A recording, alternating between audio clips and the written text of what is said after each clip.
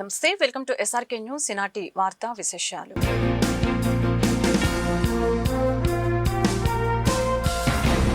ఏ తల్లి ప్రసవానికి ముందు, ప్రసవం తర్వాత ఇబ్బందులు పడకూడదనే ఉద్దేశంతో ప్రభుత్వం అధునాతన తల్లి బిడ్డ ఎక్స్ప్రెస్ వాహనాలని ప్రవేశపెట్టిందని గుంటూరు జిల్లా ఇన్ఛార్జ్ మంత్రి కందుల దుర్గేష్ అన్నారు. గుంటూరు ప్రభుత్వ ఆసుపత్రిలోని శిశు శ్రీ ఆరోగ్య కేంద్రం వద్ద బుధవారం తల్లి బిడ్డ ఎక్స్ప్రెస్ వాహనాలని ఎమ్మెల్యే నజీర్తో కలిసి జెండా ఊపి కొబ్బరికాయ కొట్టి దుర్గేష్ ప్రారంభించారు. నేషనల్ హెల్త్ మిషన్ రాష్ట్ర ప్రభుత్వ సహకారంతో ఈ సర్వీసులను పునరుద్ధరించామని చెప్పారు. ప్రయాణికుల భద్రత కోసం వాహనంలో ఎయిర్ బ్యాగులు, జీపీఎస్ ట్రాకింగ్ వంటి సదుపాయాలని కల్పించామని చెప్పారు. గర్భిణీలు, బాలింతలు 102కి ఫోన్ చేసి ఈ సేవలను పొందవచ్చని చెప్పారు. DMHO Vijayalakshmi, GGH superintendent doctor Durga Prasad తదితరులు కార్యక్రమంలో పాల్గొన్నారు.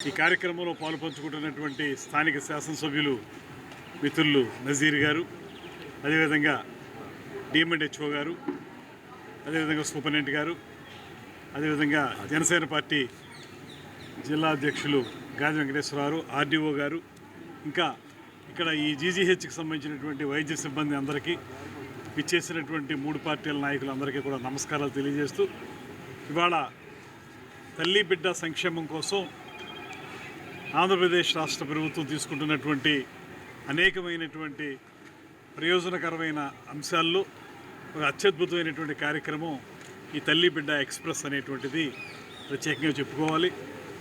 మనం చాలా కాలంగా చూస్తూ ఉన్నాం, సరైనటువంటి ఆర్థిక వనరులు లేనటువంటి కుటుంబాల్లో తల్లులు కానీ పిల్లలు కానీ వారికి సంబంధించినటువంటి పునరుత్పత్తి జరిగే సందర్భంలో వారికి కొన్ని ఇబ్బందులు ఏర్పడడం, సరైనటువంటి వైద్య సదుపాయాలు లేక కంటే కూడా సరైన సమయానికి హాస్పిటల్కి వెళ్ళలేకపోవటం వల్ల చాలామంది గర్భిణీ స్త్రీలు ఇబ్బంది పడుతున్నటువంటి సందర్భాలను మనం చూసాం.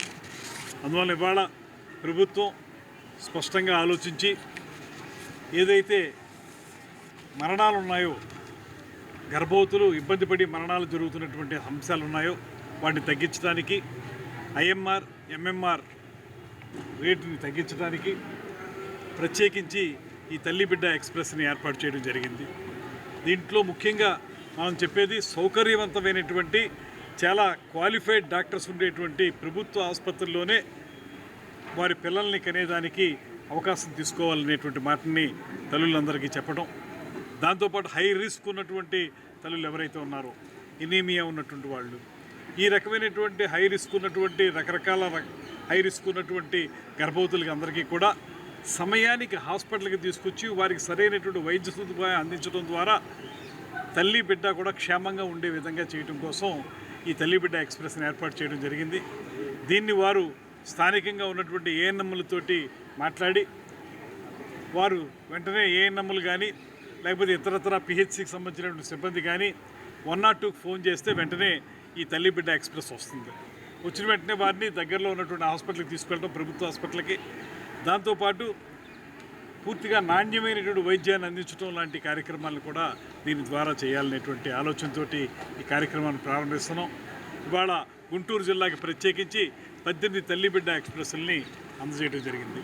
ఇవి పూర్తిగా శీతలీకరించినటువంటివి, అంటే ఏసీతో ఉన్నటువంటి వెహికల్స్. ఇవి పూర్తిగా వాళ్ళకి సౌకర్యవంతంగా ఉండే విధంగా, సమయానికి హాస్పిటల్కి తీసుకెళ్లే విధంగా, వెళ్ళినప్పుడు వచ్చినప్పుడు కూడా వారికి సురక్షితమైనటువంటి ప్రయాణం జరిగే విధంగా, సౌకర్యవంతమైన ప్రయాణం జరిగే విధంగా కూడా ఈ వెహికల్స్ని ఏర్పాటు చేయడం జరిగింది.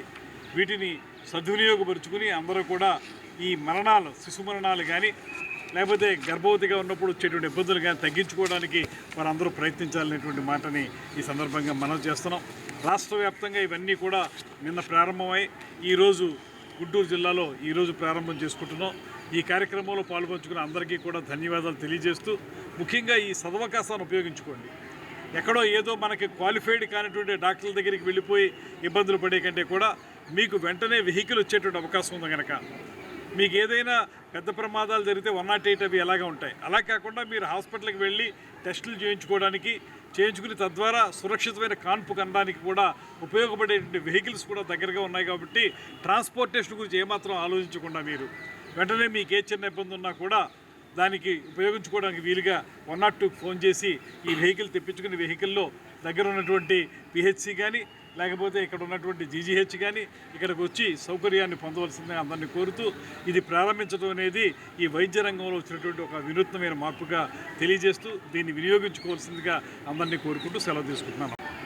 ఈరోజు రాష్ట్ర ప్రభుత్వం ఎంతో ప్రతిష్టాత్మకంగా నిన్న ప్రారంభించినటువంటి తల్లి బిడ్డ ఎక్స్ప్రెస్ వాహనాలు ఈరోజు గుంటూరు నగరంలో ప్రభుత్వ ఆసుపత్రిలో గౌరవ రాష్ట్ర మంత్రివర్యులు ఇన్ఛార్జ్ మంత్రిగా ఉన్నటువంటి దుర్గేష్ గారి చేతుల మీదుగా దాదాపు 18 వాహనాలను గుంటూరు ప్రభుత్వ ఆసుపత్రి నుంచి ప్రారంభించుకోవడం జరిగింది.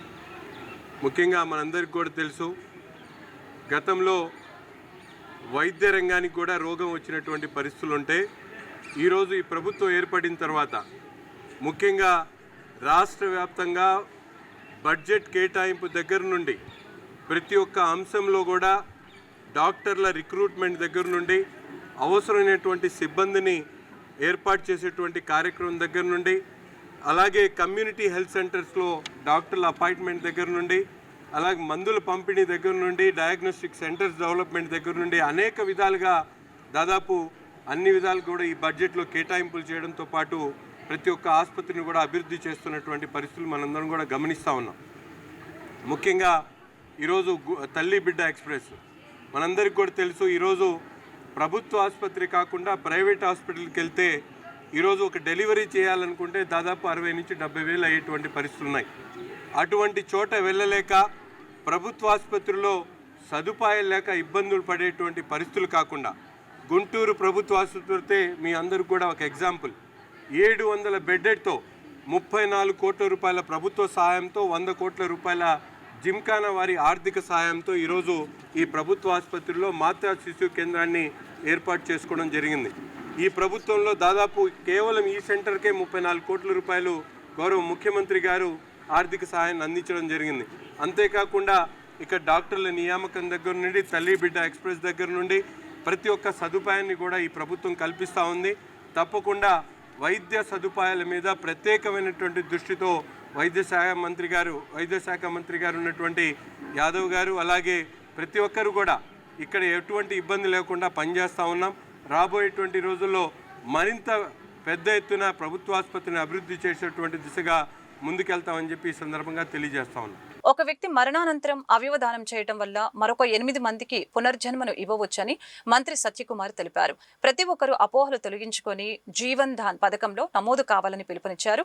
ఇండియన్ రెడ్ క్రాస్ సొసైటీ ఆధ్వర్యంలో గుంటూరు భారతీయ విద్యాభవన్లో బుధవారం అవయవ దానంపై అవగాహన సదస్సు జరిగింది. కార్యక్రమంలో ప్రముఖ గాయకుడు గజల్ శ్రీనివాసు, డాక్టర్ రామారావు, రామచంద్రరాజు తదితరులు పాల్గొన్నారు. అవయవ దానంపై అవగాహన కోసం రూపొందించిన పోస్టర్లను విడుదల చేశారు. ప్రస్తుతం అవయవాల కోసం 8,000 మంది ఎదురు చూస్తున్నారని మంత్రి పేర్కొన్నారు. అవయవదానం చేసేందుకు యువత ముందుకు రావాలని అన్నారు. అవయవదానం చేసిన వారికి అధికారిక లాంఛనాలతో అంత్యక్రియలు నిర్వహించడం జరుగుతుందని చెప్పారు.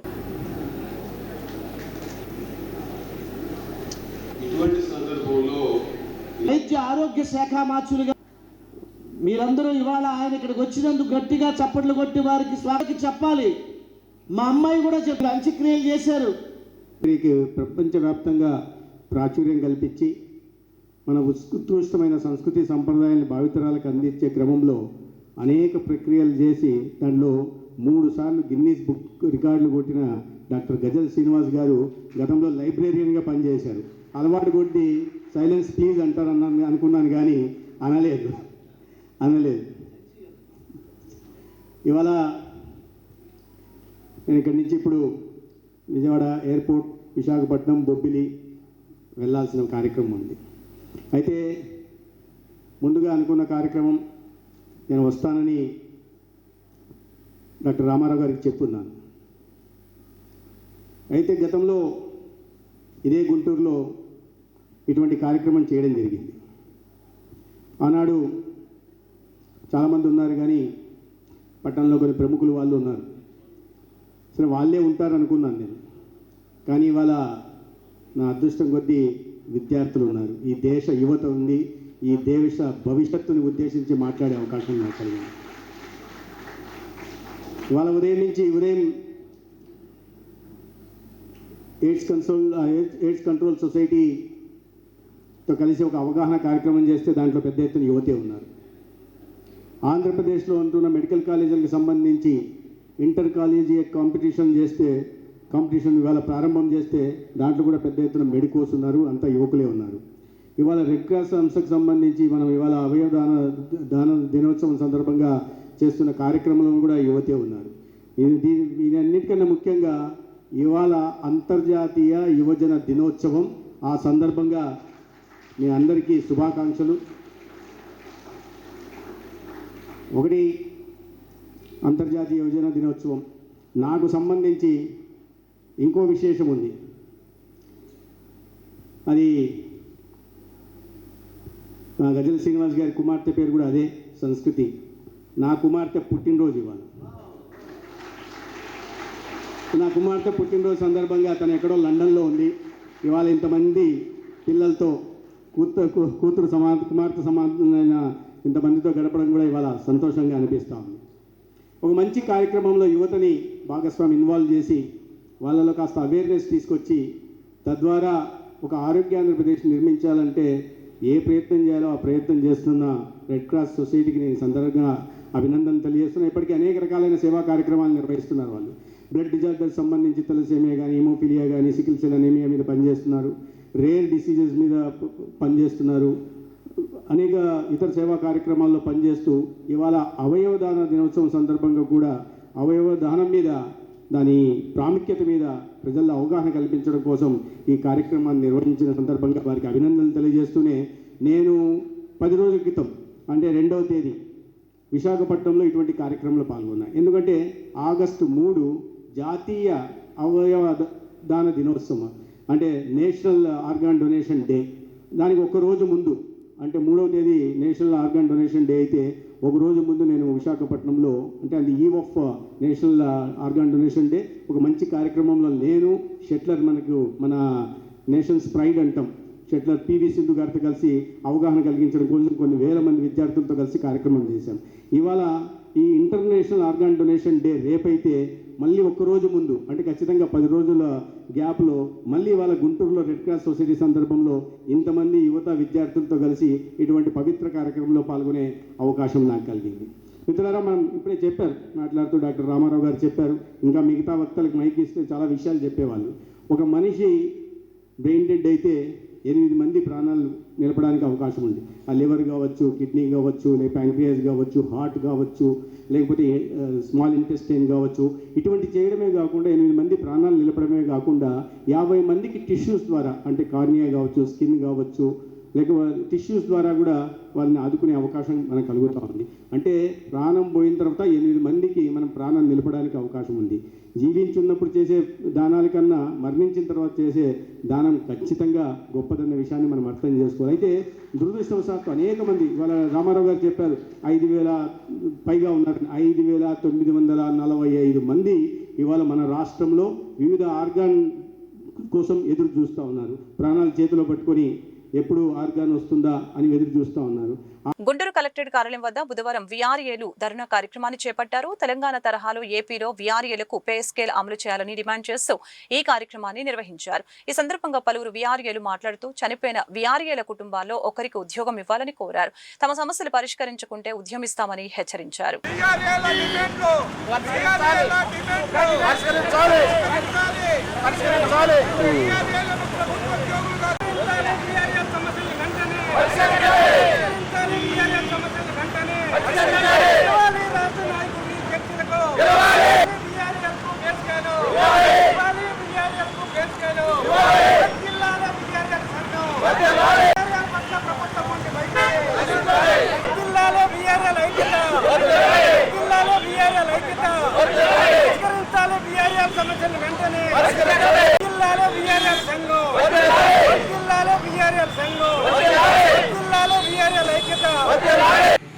ఈ ప్రభుత్వం వచ్చి 2.5 సంవత్సరాలు అవుతుంది. 2.5 సంవత్సరాలు అయినా కూడా మేము 5 సార్లు రెవెన్యూ మంత్రి గారి దగ్గరికి కలవటం జరిగింది.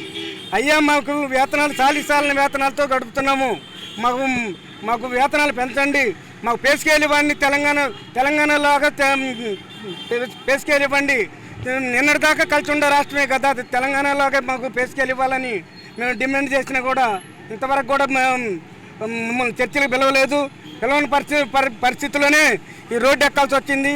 ఏది ఏమైనా సరే మాకు మా రాష్ట్ర నాయకులను చర్చలకు పిలుస్తారు, లేకపోతే తడితే ఆమెను నిరవధిక్ష చేస్తానికైనా సిద్ధంగా ఉన్నాము. కాబట్టి మమ్మల్ని చర్చలకు పిలవాలి, పే స్కేల్ ఇవ్వాలి. ఈ ప్రభుత్వం ఏర్పడిన తర్వాత 2.5 సంవత్సరాలు గడుస్తుంది. కానీ అనేక సార్లు ఉద్యమాలు మేము జరిపి ఉన్నాము. కావున ఇంతవరకు కూడా అనేక సార్లు మంత్రుల గారిని కలిసాము, అధికారులను కలిసాము.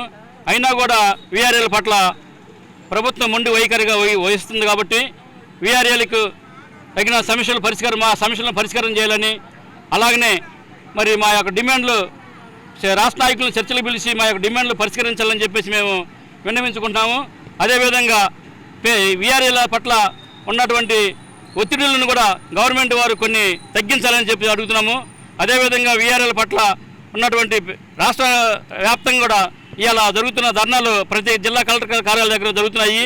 అందుకు నిదానంగా మా గుంటూరు జిల్లాలో కూడా ఇవాళ ధర్నా జరుగుతున్నాం. కాబట్టి ఈ రోజున జరిగే ధర్నాలు మా యొక్క ప్రధానమైన డిమాండ్స్ వీఆర్ఏల పే స్కేల్ తెలంగాణలో ఏ విధంగా అయితే వీఆర్ఏల పట్ల పే స్కేల్ ఇస్తున్నారు, అదేవిధంగా మన రాష్ట్రంలో కూడా వీఆర్ఏలకి పే స్కేల్ అమలు జరపాలని మేము ఒక డిమాండ్ ప్రధానం జరిపి ఉన్నాము. రెండవదిగా చనిపోయిన కుటుంబాల్లో వయసుతో నిమిత్తం లేకుండా ఆ కుటుంబంలో వీఆర్ఏగా గుర్తించాలని చెప్పేసి ఉద్యోగం ఇవాళ కల్పించాలని చెప్పి మనం చేస్తున్నాము. అదేవిధంగా వీఆర్ఏలకు నామినీ పోస్టులు పే స్కేల్ నామినీ పోస్టులుగా వీఆర్ఏలు పెద్ద వయసు వాళ్ళు పనిచేస్తున్నారు, వాళ్ళ పట్ల వాళ్ళ పిల్లలు విధులు నిర్వహిస్తున్నారు. కాబట్టి వన్ సెటిల్మెంట్లుగా వాళ్ళని విధుల్లోకి తీసుకోవాల్సిందిగా మేము ప్రభుత్వాన్ని డిమాండ్ చేస్తున్నాము. అదేవిధంగా వీఆర్ఏలకి 70% శాతంతో ప్రమోషన్లు వాచ్మెన్లు కానీ అటెండర్లు కానీ వీఆర్ఏల పట్లతోటి భర్తీ చేయాల్సిన ఖాళీ ఉన్న పోస్టులను వీఆర్ఏలతో భర్తీ చేయాల్సిందిగా ప్రభుత్వాన్ని డిమాండ్ చేస్తున్నాము. విలువలతో కూడిన రాజకీయాలు చేసే నాయకుడు మాజీ రాజ్యసభ సభ్యులు ఆళ్ల అయోధ్య రామిరెడ్డి అని మాజీ మంత్రి అంబటి రాంబాబు, మాజీ ఎంపీ మోదుగుల వేణుగోపాల్ రెడ్డి ప్రశంసించారు. గుంటూరు బృందావన్ గార్డెన్స్ లోని జిల్లా వైఎస్ఆర్ కాంగ్రెస్ పార్టీ కార్యాలయంలో టీం అయోధ్య ఆధ్వర్యంలో అయోధ్య రామిరెడ్డి జన్మదిన వేడుకల్ని బుధవారం ఘనంగా జరిగాయి. ఈ సందర్భంగా అంబటి రాంబాబు, మోదుగుల వేణుగోపాల్ రెడ్డి మాట్లాడుతూ గుంటూరు, కృష్ణా, పల్నాడు, బాపట్ల, ప్రకాశం జిల్లాలో రీజనల్ కోఆర్డినేటర్ గా అయోధ్య రామిరెడ్డి ఎంతో కృషి చేశారని తెలిపారు. రానున్న ఎన్నికల్లో వైఎస్ఆర్ కాంగ్రెస్ పార్టీ తిరిగి అధికారంలోకి రావడం కోసం ప్రతి ఒక్కరూ ఐక్యంగా పనిచేయాలని పిలుపునిచ్చారు. కార్యక్రమంలో తాడికొండ నియోజకవర్గ వైఎస్ఆర్సీపీ సమన్వయకర్త వనమ బాలవజ్రబాబు, మేకతోటి దయాసాగర్, గుంటూరు మిర్చియార్డు మాజీ చైర్మన్ నిమ్మకాయల రాజానారాయణ, వైఎస్ఆర్సీపీ నాయకులు సతీష్ రెడ్డి, సామల రవి, కిషోర్ రెడ్డి, వైఎస్ఆర్సీపీ బీసీ విభాగం జిల్లా అధ్యక్షులు తాడిపోయిన వేణుగోపాల్, ఉపాధ్యక్షులు సిరిపోయిన అవినాష్, సురేంద్ర, పలువురు నాయకులు పాల్గొన్నారు.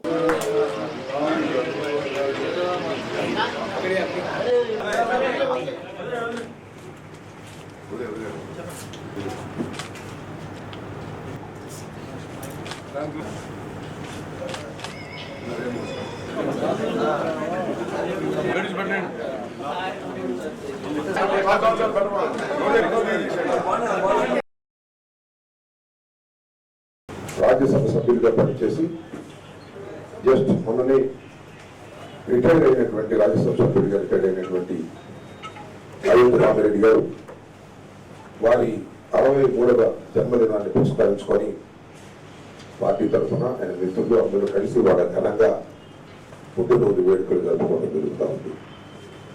అయోధ్య రామిరెడ్డి గారు గుంటూరు జిల్లాలో పుట్టినటువంటి వ్యక్తి.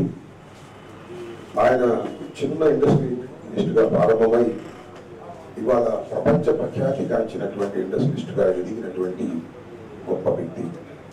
దాంతో పాటు జగన్మోహన్ రెడ్డి గారికి, వైఎస్ఆర్ కాంగ్రెస్ పార్టీకి అండగా నిలుస్తున్నటువంటి వ్యక్తి. ఆయన సేవలు గుర్తించి జగన్మోహన్ రెడ్డి గారు రాజ్యసభ సభ్యుడిగా వారిని ఎంపిక చేశారు. అది కూడా మొన్న ఒక నెల రోజుల క్రితం ఆ పదవి అయిపోవడం జరిగింది. మనకి గుంటూరు జిల్లాకి గర్వకారకుడైనటువంటి వ్యక్తి అయోధ్య రామిరెడ్డి గారు. ర్యాంక్ ఈ సంస్థ నేషన్ వైడ్గానే కాదు, అంతర్జాతీయంగా కూడా పేరు ప్రఖ్యాతులు తెచ్చుకున్నటువంటి ఒక గొప్ప సంస్థ. వేస్ట్ మేనేజ్మెంట్లో ఇంకా అనేక రంగాల్లో అనేక వ్యాపారాల్లో మరి అయోధ్య రామిరెడ్డి గారు ర్యాంకి చాలా సేవలు అందిస్తున్నటువంటి సందర్భం. వారి 63వ జన్మదినాన్ని పురస్కరించుకొని వారికి మా హృదయపూర్వకమైనటువంటి శుభాకాంక్షలు ఈ సందర్భంగా అందజేస్తున్నాం.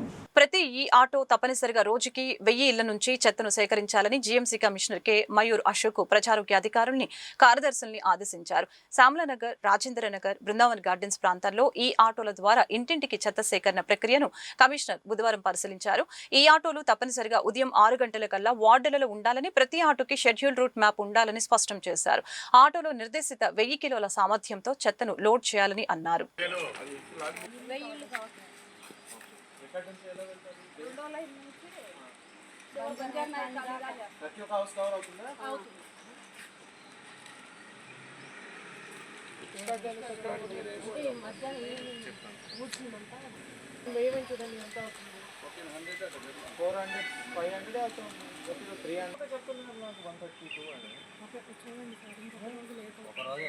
ఎందుకు లేట్ అయింది? ఇక్కడ ఎందుకు లేట్ అయింది? ఇక్కడ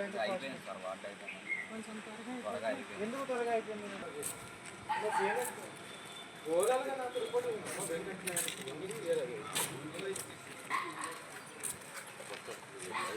దానివల్ల ఇంటి పబ్లిక్ ఏం చెప్తుంది లేదా క్లీన్లెస్ కనపడాలి. ఇది ఒకటే కాదు, అన్ని చోట్ల అన్ని లేన్స్లో అన్ని క్లీన్గా ఉండాలి. ఏమవుతుంది? 35 ఇది 36 ఎన్ని కేజీలో? 680 980 సార్ కేజీ. 980 కేజీ ఇదే సార్.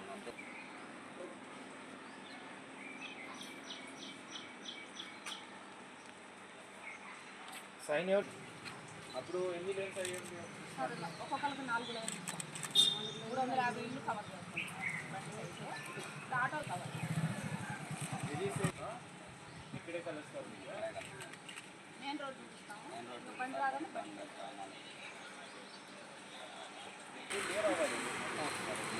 చేస్తాను లేదు.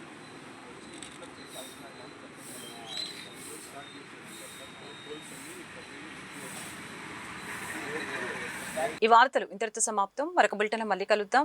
నమస్కారం.